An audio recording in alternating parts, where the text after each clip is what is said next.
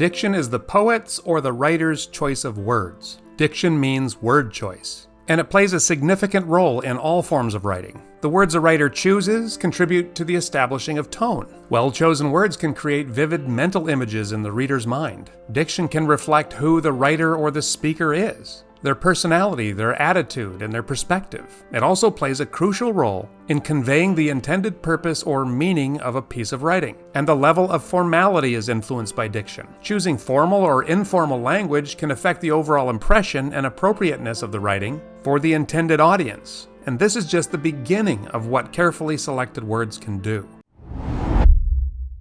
Diction involves choosing words to convey ideas and emotions. And writers don't just choose words based on what they literally mean. So this is why you need to understand the difference between denotation and connotation. Denotation refers to the literal dictionary definition of a word. It's the straightforward meaning that the word holds. For instance, the word home refers to the place where one lives. Connotation, on the other hand, is the emotional baggage a word carries beyond the literal meaning. It's the imaginative associations, the array of feelings, attitudes, and cultural connections that a word evokes. Consider the word home again. It might carry connotations of comfort and security and belonging. See the difference? So let's play with this a little. Here's a list of words that all have roughly the same denotation, the same literal meaning. Unclean, messy, cluttered, untidy, dirty, filthy, and grimy. Unclean carries a more formal or clinical connotation of not meeting cleanliness standards.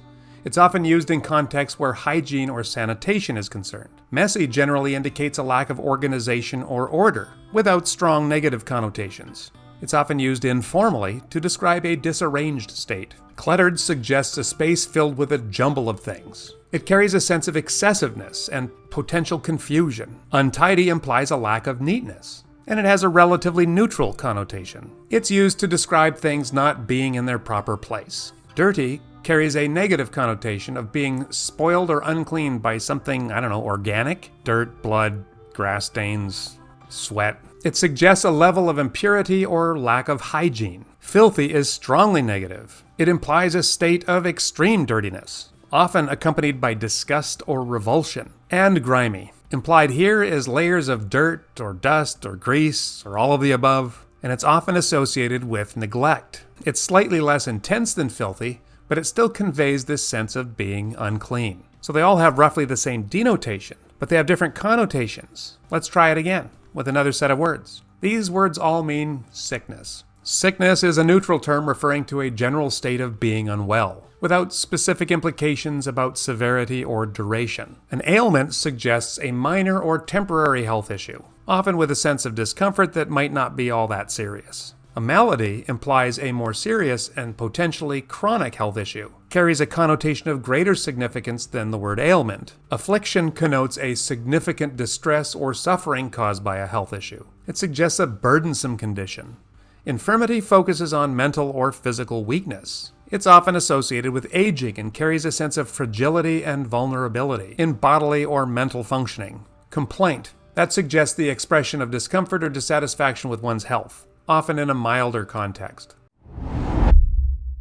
Writers and poets are very aware of the denotation and the connotation of the words they use. And if you want to improve your writing, all of your writing, creative and academic, even text messages, you will be intentional about your choice of words. If you want to better understand the writing of others, you will also need to consider some of the decisions that writers and poets are making when they are choosing their words, which is, after all, the basic unit of writing. So in order to see how all this might come to play in an actual poem, watch this video on Robert Frost's Desert Places. Thank you, and we'll see you next time.